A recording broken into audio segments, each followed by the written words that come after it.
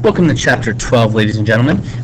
This will be dealing with probability and statistics. Some real fun stuff we're going to look at. We're going to look at some real-life applications of these things as well. 12.1 starts us off with the counting principle. Main ideas we're going to look at are to solve problems involving independent events and then solve problems using dependent events.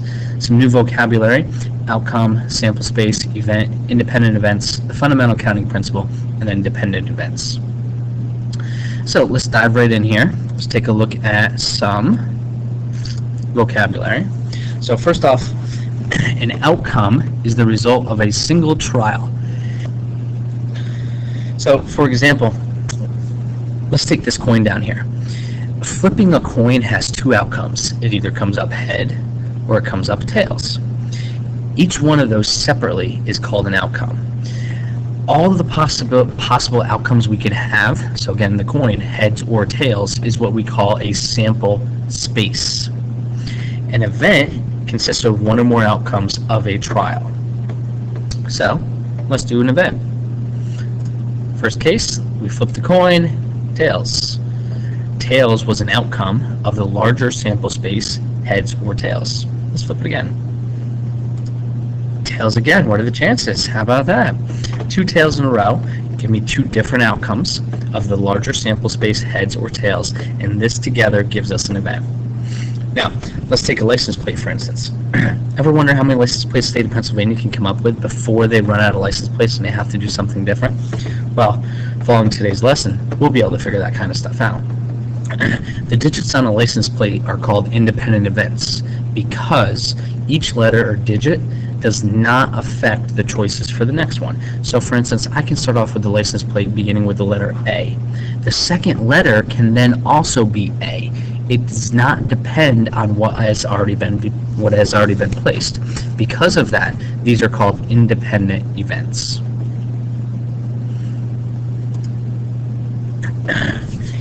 Here's the big principle for this chapter, the fundamental counting principle.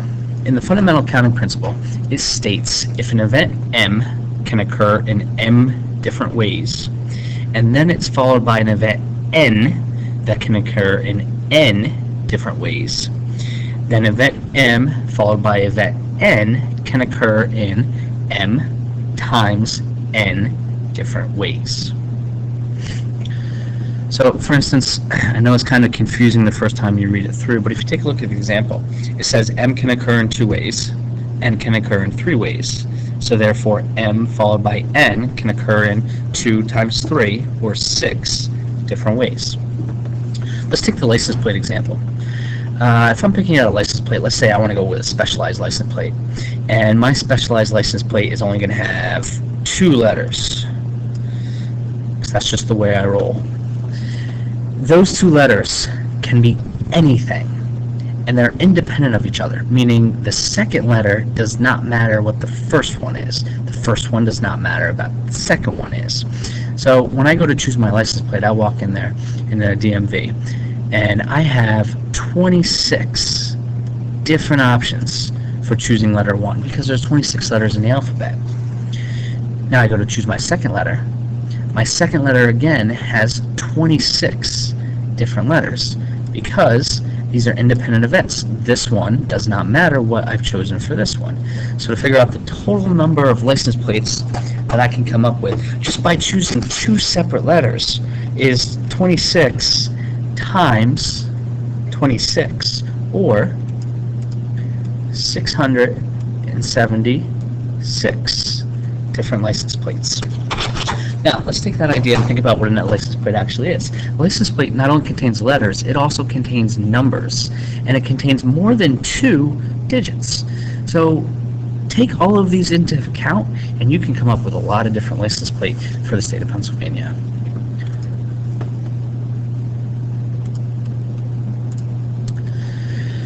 Alright, so, we hungry yet? Let's make ourselves a sandwich.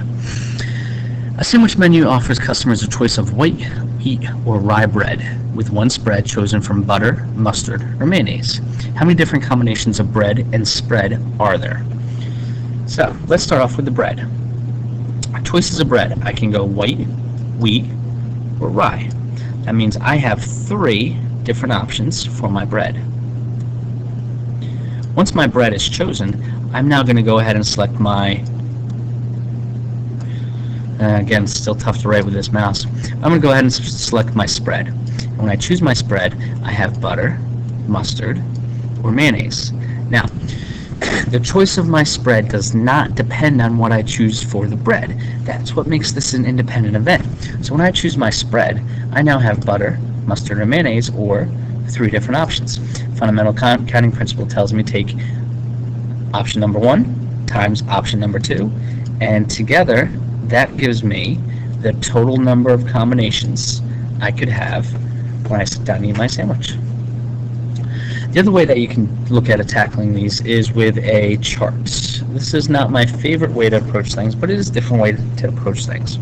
What I can do is I can take a look at each bread. Wheat, we're using W for white, H for wheat, R for rye. Now, for each types of those breads, I have 3 different kinds of spread that I can choose. So for white, I can go butter, mustard, or mayonnaise. For wheat, butter, mustard, mayonnaise. Rye, butter, mustard, mayonnaise. So all together, my different choices would be white with butter, white with mustard, white with mayonnaise, so on and so forth. And if you look at the total number that we have under here, 3, 3, 3, it adds up to a total of 9 different ways to eat my sandwich. Alright, continuing with the food. You can tell it's about lunchtime here. We're going to eat some pizza today. A pizza place offers customers a choice of American, mozzarella, Swiss feta, or provolone cheese with 1 topping to choose from pepperoni, mushrooms, or sausage. How many different combinations of cheese and toppings are there? So again, let's apply the fundamental counting principle. I have 1, 2, 3, 4, 5 different types of cheese. After I choose my cheese, independent of what I just chose, I can now choose my topping. Pepperoni, mushrooms, sausage. 3 different options for a topping. Fundamental counting principle tells me 5 times 3 equals 15 different types of pizza that I can order.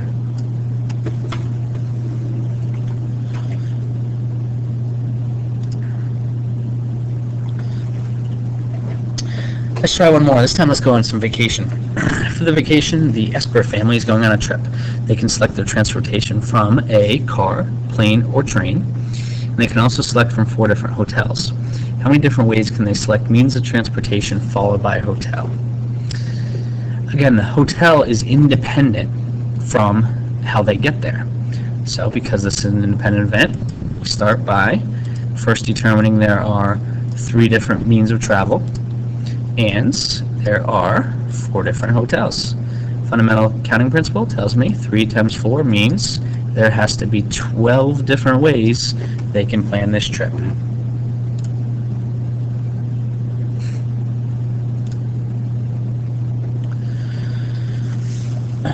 Communication. How many codes are possible if an answering machine requires a 2-digit code to retrieve a message? These are both independent, but they still don't rely on each other. For digit number 1, I can choose anything between 0 and 9, which means I have 10 options. Most people forget about 0. Most people go from 1 to 9 and think they have 9 options. That's not correct. 0 is a digit. So 0 to 9, I have 10 different options for the first digit. For the second digit, again, I have 10 different numbers that I can try because the second one does not require to be different from the first, which means altogether there are 100 different options for this 2-digit password.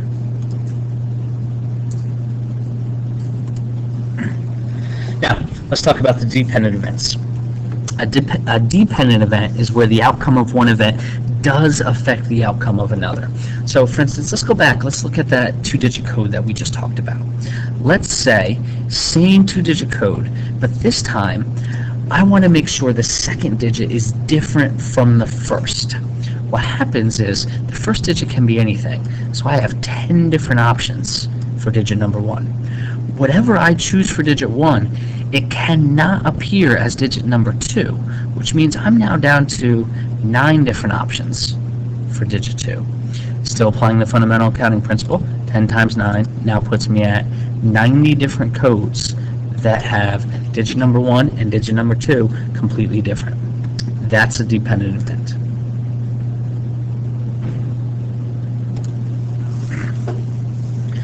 So, how many different schedules could a student who is planning to take 4 different classes? Assume each class is offered each period. So, we're making up our schedules for next year.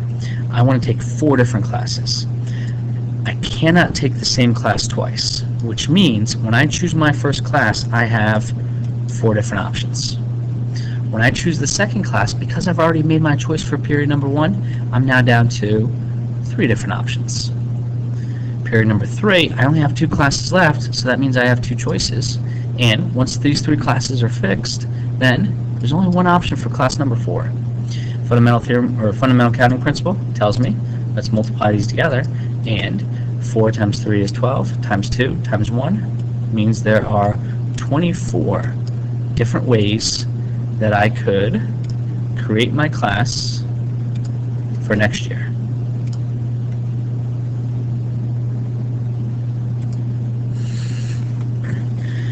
All right, let's take a look at one more here. This is one of my favorites. This is about the Powerball. People always think they can win the Powerball. I'm about to show you about how ridiculous or how lucky you have to be to actually think you're going to win. The Powerball is a lottery which randomly chooses 5 numbers from 1 to 59. Each number can only be selected once. Then one number is chosen from 1 to 35. I want to know how many different combinations can we have here. So let's start off with the 159 part. There are 5 numbers that are chosen from the numbers 1 to 59. So when the first ball comes out, there are 59 different options that ball can be. But once it's out, that means 1 ball less is left in the pot. So when the second ball is chosen, it's now down to 58 options. When the third ball comes out, there's now 57 options. The fourth ball comes out, means there's 56 options. And for the fifth ball, that puts it as 55 options. And again, the reason why it keeps dropping by 1 for each ball is no number can be repeated twice. So once a number's out, it's out of the running. Now, if that's not enough, the Powerball then says, we're going to choose 1 more ball. And that ball is going to be one of the numbers from 1 to 35, which means the Powerball has 35 more options. Fundamental counting principle says let's take all those, multiply them together. So here we go. 59 times 58 times 57 times 56 times 55 times 35 gives us a very large number. If you look at that large number, this is 2.1 times 10 to the 10th, which means I need to move this decimal 10 times. Moving it 10 times makes this 2-1 followed by 9 zeros. 9 zeros. That means this is over 21 billion different combinations. What are your chances of winning the lottery for that? Again, let's talk about that number. That is 2-1 followed by 9 zeros. 1, 2, 3, 4, 5, 6, 7, 8, 9. 21 billion different combinations.